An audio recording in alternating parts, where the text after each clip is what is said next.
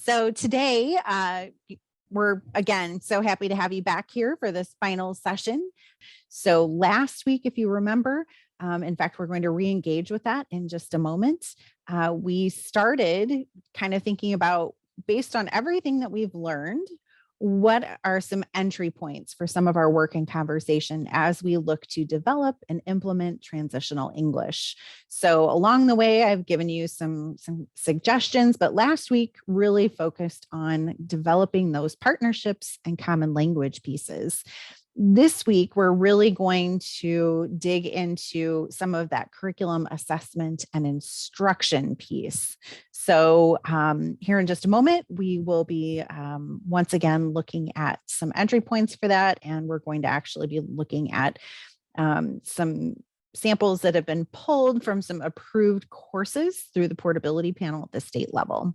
I will just share with you personally that one of the very first things that we did that I think had probably the most leverage as a partnership and as we commenced our work with resource development and identification was the close reading activity. If you haven't had the chance to just sit down and read out loud each of those competencies and key performance indicators and really kind of talk about what does this mean? What is the evidence of learning for this particular competency or key performance indicator? That was very enlightening, especially as we're trying to bridge that gap between secondary and post-secondary. So we did that with math and with English, and it was very low risk, high yield. And there were some of them where we said, gosh, we're not quite sure. We're not quite sure which direction to take this. And that was okay too, because we then had to define it for ourselves. So that was a really important thing to do. For our high school educators, that crosswalk was also important just because there is still that obligation to meet our 11-12 Illinois learning standards. And so being able to cross-reference those and to speak fluently about how they speak to one another was really important to our high school folks. What we're going to do now, again, is we're going to just go a little further down the rabbit hole and start thinking about what are those first steps if we haven't done them yet, or if we're engaged in the process and we're thinking, oh, I'm not sure if we're on the right track. I hear that a lot. And I think we've talked about this quite a bit just because English is something that's addressed differently at the high school, and developmental English is something that's addressed differently across the state at the community college level. So, feeling like we're on the right track or we have a full understanding can maybe sometimes be challenging. So just be reflective as we go through. So I want you to think about, and these are some things that you can continue to think about and take back to your district, to take back to your partnerships, and just have some good conversations on. So think about how your current local work or the work of your partnership has kind of framed or organized some of these planning conversations. Are they bringing you together? That is one of the things that in that competency and policies manual and in that MOU that we should be articulating what those professional learning and support and networking opportunities are. So for example, here in 2 weeks, we're going to be meeting for a full week with our transitional English teachers. So we will have secondary and post-secondary representation, and we'll be going back to some of the work that we've created and refining it based on some pilot feedback from this first year. So there really should be a plan in place for helping everyone along in this work. So where are you at with that? The other thing for us to consider is if you are a secondary educator sitting here on this call, you're oftentimes, especially in our small rural communities, we are taking an existing course and we are aligning it and making the revisions necessary to meet the expectations of transitional English. So we have to be prepared to make those shifts. So how well does your current English course that you're thinking about revamping or replacing, how does it presently address some of those competencies, those key performance indicators, those process skills and competencies, those shifts that we've talked about over the last several weeks?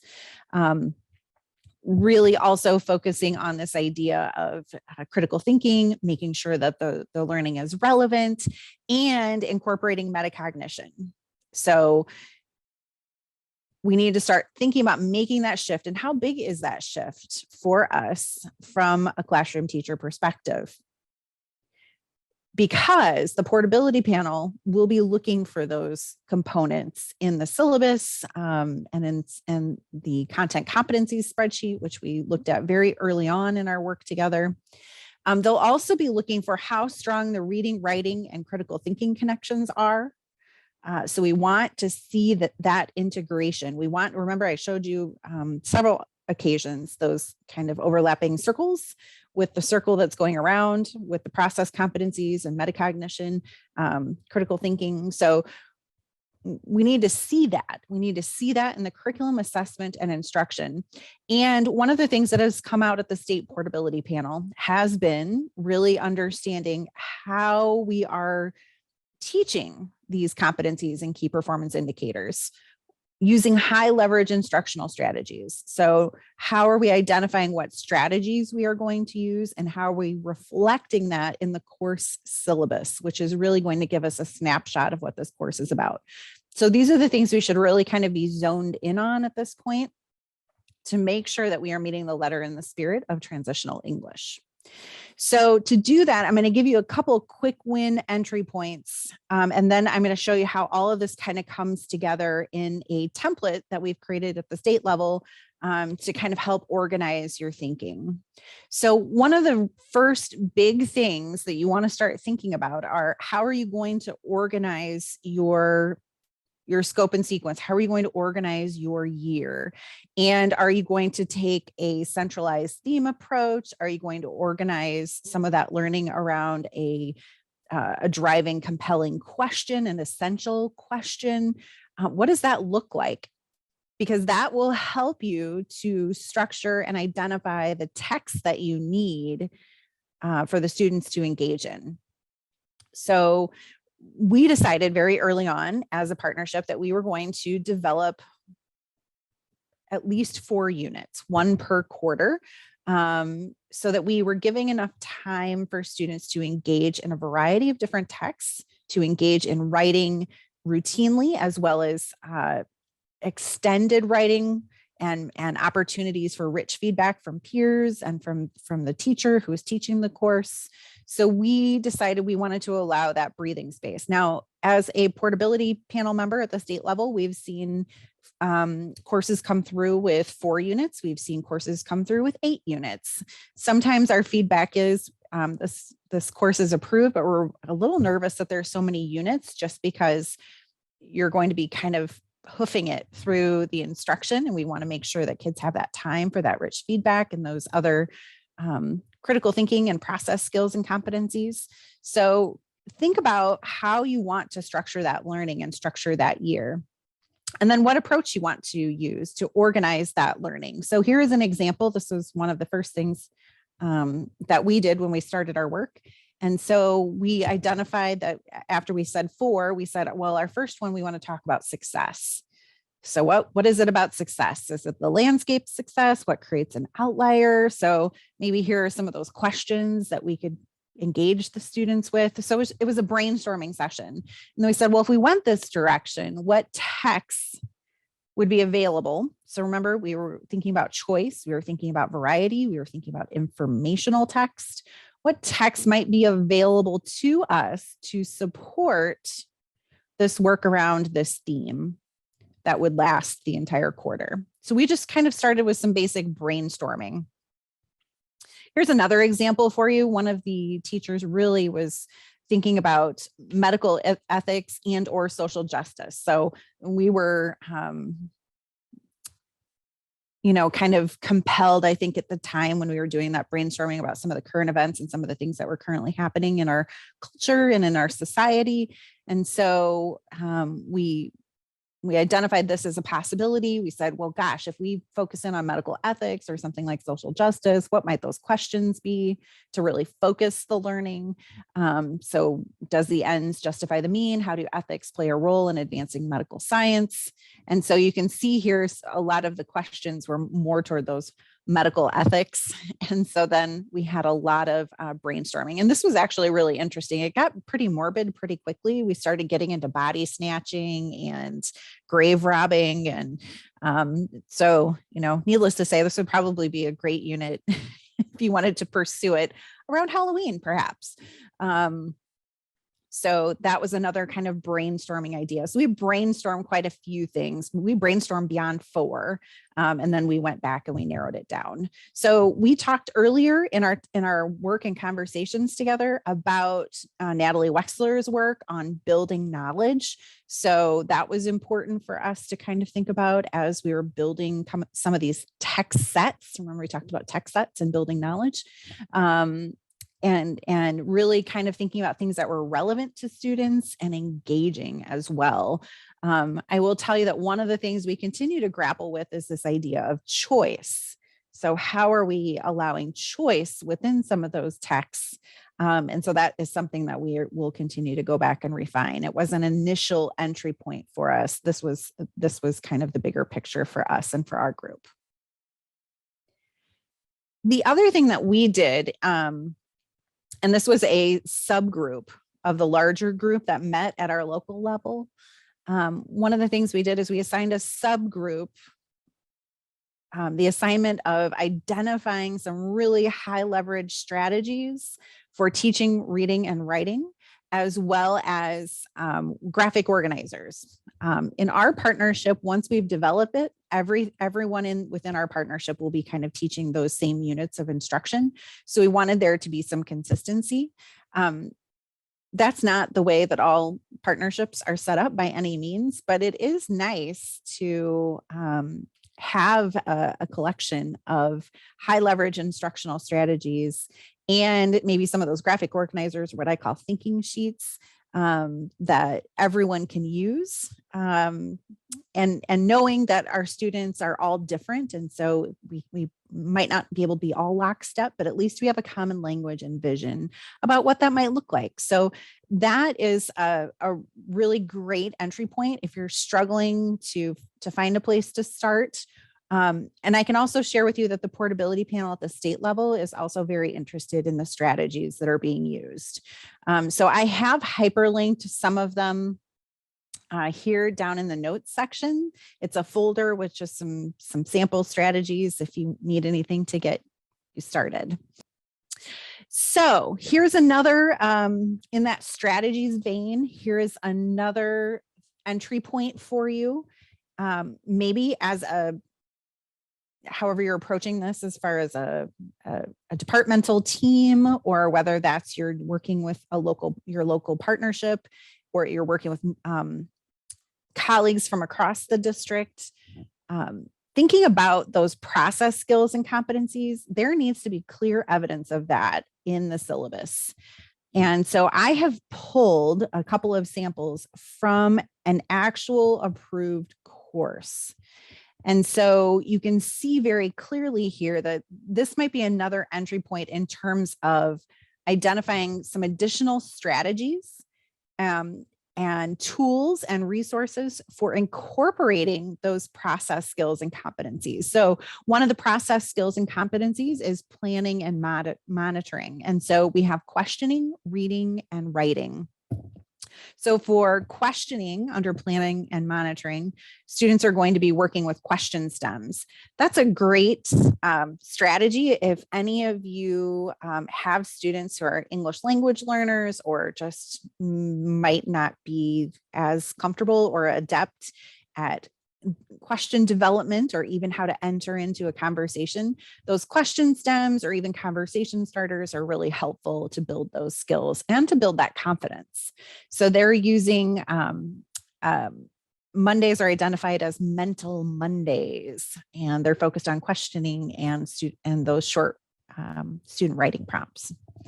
For planning and monitoring under reading, they're going to be using pre-reading strategies like TAG, and different frames for argumentative essays to help students identify and articulate and organize their claims or evidence, their reasoning, any of their choices, the tone, the structure that they decide to use to support that writing.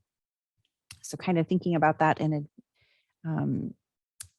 advance. And so, and I will disclaim what I just said, that's for reading, but then that plays into the writing as far as organizing students' own claims and writing. So analysis of others' writing and then applying those same strategies to student writing. So they're going to be doing brainstorming and other strategies as well to help with that planning and self-monitoring, which is one of our process skills and competencies.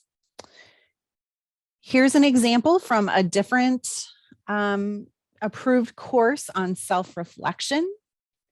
So students are going to have the opportunity to make connections between course materials and their own lived experiences. And this is one of the content competencies, by the way, having those connections. And that's why it's so important to really kind of think about selecting those texts that have relevance and personal connections with students, as well as thinking about those text sets and how they might build that knowledge and relatability.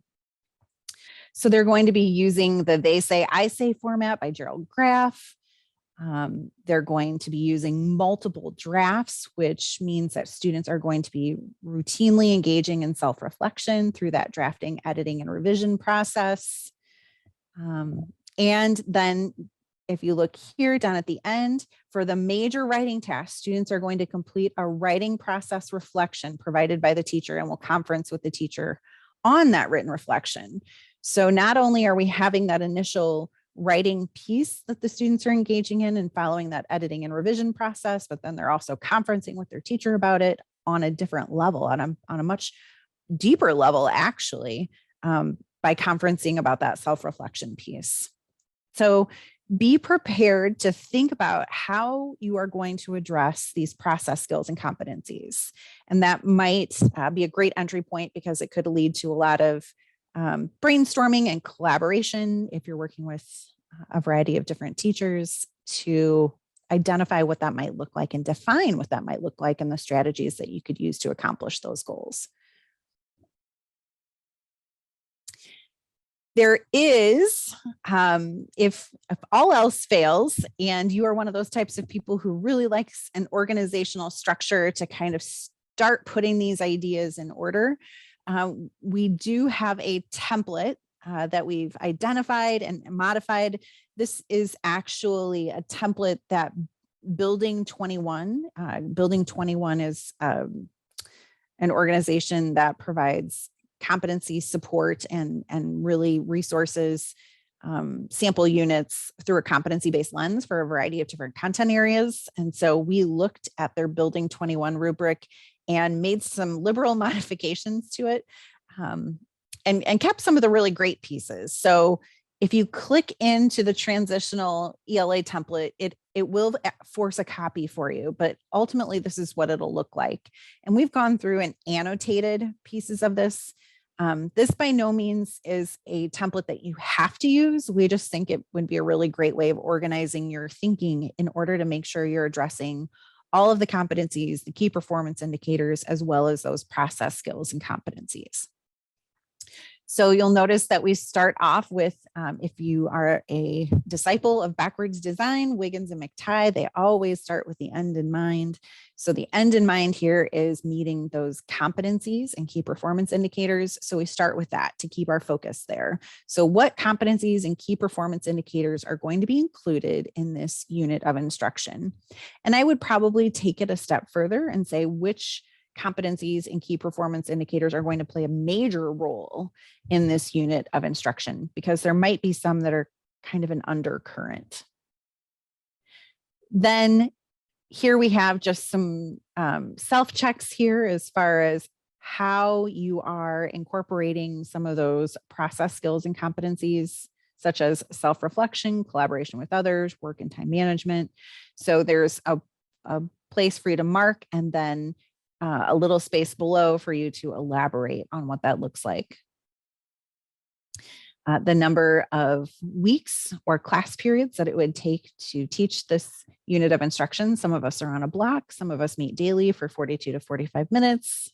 Some of us might have some other time available as well. So indicating how long this might take. And then here's where you could record your tech sets and a little bit of a reminder as far as here are some of the things that you could be thinking about including in a tech set. We asked some reflective questions here. So really centered around this idea of relevance. So what is the problem I'm trying to explore, or the perspective I'm trying to change? What do I want students to understand? What ideas do I want the students to explore?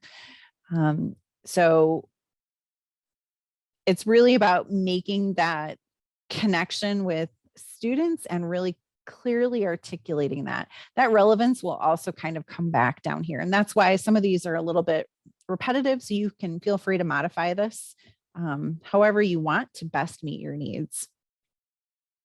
We settled on the word compelling questions. Some of you might use essential questions. Some of you might use driving questions, but we stuck with compelling question. And so identification of a question or two questions might really help to focus that unit of instruction and really provide a great justification for the text that you have selected for students to engage with. We ask you to think about if there's a culminating assessment. Is there some, remember last time we looked at, there was a TED Talk. And so students wrote out a TED Talk and then they presented it to their class. That might be the performance-based piece of that assessment. Writing obviously is a hallmark of this course. So what does that look like? We looked at last time some portfolio pieces. Maybe this is where the portfolio explanation lives. And then we ask for other ways of how we're checking in with students and what that evidence of learning might look like. The community engagement is an optional piece. When we think about that relevance, oftentimes the more we can connect students with their outside world, we are creating social capital. And social capital goes a long way in building student success, even beyond the realm of reading and writing. We have our metacognition and some of our other process competencies. So we have what they are and what those should look like. And then how might you accomplish that? So the last example we looked at was teacher conferencing. Maybe we had the mental Mondays, so maybe they're doing some quick writes. We have some pieces here on voice and choice, and then what might the pacing or some of those benchmarks look like along the way? And then there's also some structure provided for a learning segment. And we're not saying a lesson plan, because oftentimes a learning segment or a lesson might be multi-day. And so we didn't want to kind of fit in with that traditional vocabulary of what's your lesson plan, because this might not be a daily outline. This might be for the next 2 to 3 days. This is what students are working on. So we did incorporate some of that planning structure in there just to kind of help you think about what might this look like and what are some things that I probably should keep at the forefront of my brain when making some decisions about that curriculum assessment and instruction piece. So that is the template that we've developed. There is a hyperlink here for you on one that was started from a local partnership on social justice. So I'd invite you to take a look at that. It's still in process, but it might give you a good idea about what this could look like. And then finally, as we think about strategies, what might be some of those other things that we want to include and think about from an instructional standpoint? Or maybe what are some areas where you might want some more professional coaching or professional development to grow your capacity to address some of these process skills and competencies. So things like think, pair, share, give one, get one, concentric circles, chalk talk, fishbowl strategy. One of my favorites is Socratic seminar, question formulation techniques. There's lots and lots. There's talk moves. Talk moves, again, are great because it provides those conversation stems and starters. So Do you have some things in your back pocket that would be good to articulate in your course syllabus to address some of those process skills and competencies? If you find that you only have a few, are there some others where you would like to grow your capacity?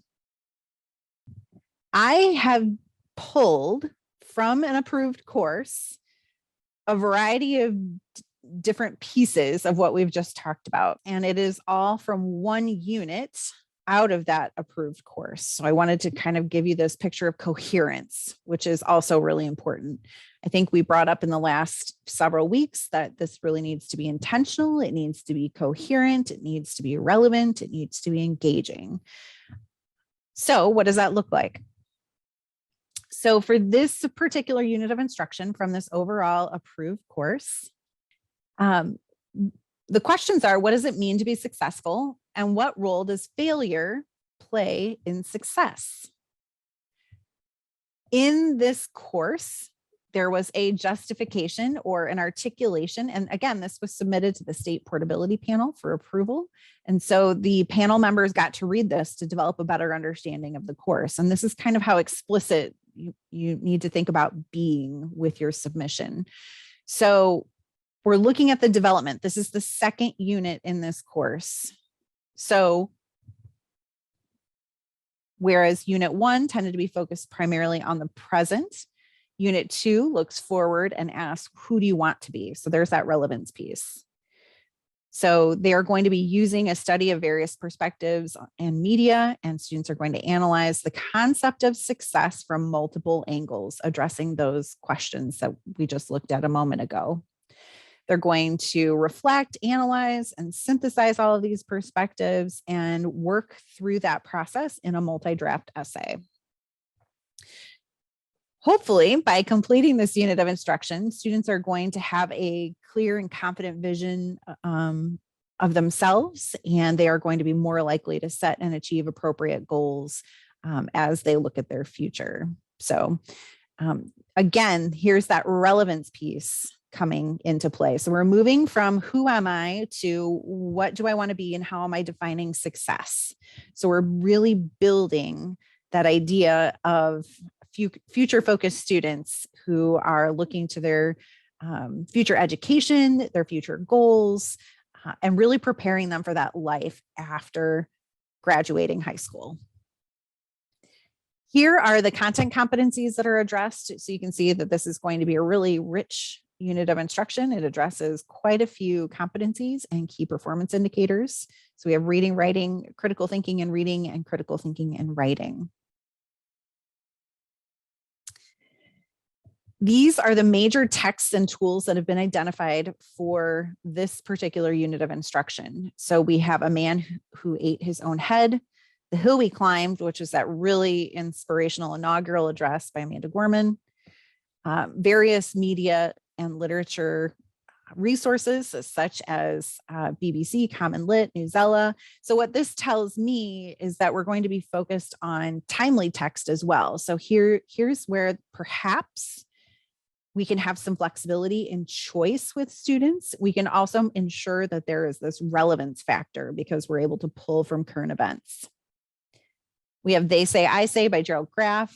They're going to be using graphic organizers for reading. They're going to be including music. So here's where we have the various text types in there. So we've got an assortment of music, Outliers by Malcolm Gladwell, and then the use of reading and reflection journals to address some of those process skills and competencies. Now, what we don't see here necessarily is how these texts are sequenced. So that might be, this would probably not be feedback that I would give for portability purposes, but if I was their coach, I would say, hey, how are you planning on structuring these texts so that we're building some understanding and background knowledge along the way and building an understanding of success in all of this. Incidentally, there is a great commencement speech by Steve Jobs entitled The Role of Failure in Finding Success. It's a commencement address, I think, from Stanford. Really phenomenal. And I've actually taught that lesson before to sixth graders, and they really enjoyed that text. So it might be appropriate here as well. The other piece that I pulled, which I thought was really interesting, and what they did was this idea of a writing progression. And so for this unit of instruction, there was some information in the syllabus about how the major writing task is going to be focused and how we're building to that. And so we're finding out in reading this that the major writing task for this unit has an emphasis on evidence from all of the texts that are being used. So there's a lot of prep work in that to make sure that students are comfortable in identifying and using the most appropriate evidence in their writing piece. So Unit 1 is a more scaffolded approach, whereas Unit 2, we're shifting our lens on some of the work and removing some of the scaffolding. So students in Unit 2 are in their writing are asked to pit I can't talk today, so I'm just going to say they're going to pit perspectives against one another and use evidence to make claims about which perspectives are best, which, by the way, is one of our Illinois learning standards. And so we're seeing this gradual release as far as that writing progression and intensity goes within this course. And so that was articulated in the course syllabus and submitted to the portability panel.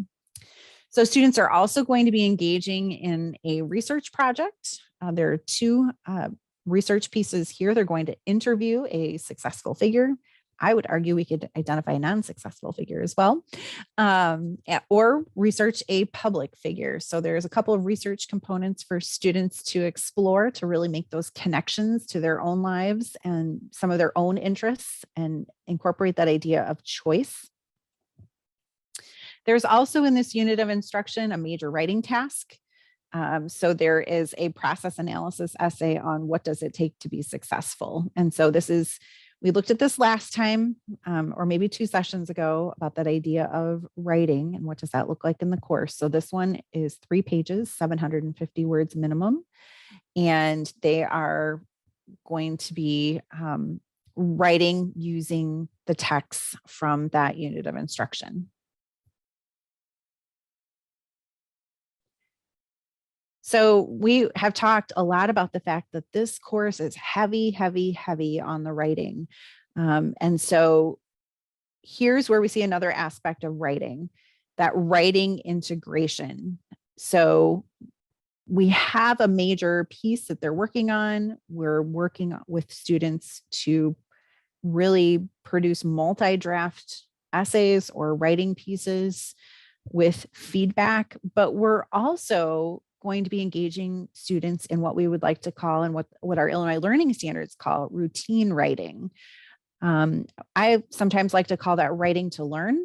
So again, it comes back to this idea of metacognition and reflecting on their learning, but it also gives daily, or however it's structured in the classroom, whether that's daily or weekly, or maybe it's every other day, depending on how you define it. But they're constantly being asked to go back to the text, to make reference to the text, and to use that text evidence to analyze certain aspects of the text that are being used in the classroom on a regular basis. And hopefully, as they move throughout the course, any scaffolds in place are dissipating as we work our way through the school year. And then also in that same syllabus, as far as integration of writing, thinking about how students are going to synthesize their evidence from multiple sources. So really heavy, heavy focus on evidence, explanation, citation throughout the course of instruction. So those are some of those major aspects of the unit. And I think you can see this was all documented in the syllabus. And I will share with you the other part of the submission from this approved course was an actual lesson plan, a multi-day lesson plan from another unit of instruction, just to give the portability panel a little inside look as far as what this course is about. That's, I think, the biggest thing is how are you framing the course and developing a shared understanding, and how are you sharing that with others? And the vehicle for that is that course syllabus. Please don't hesitate to reach out if you have any other questions. And thanks so much.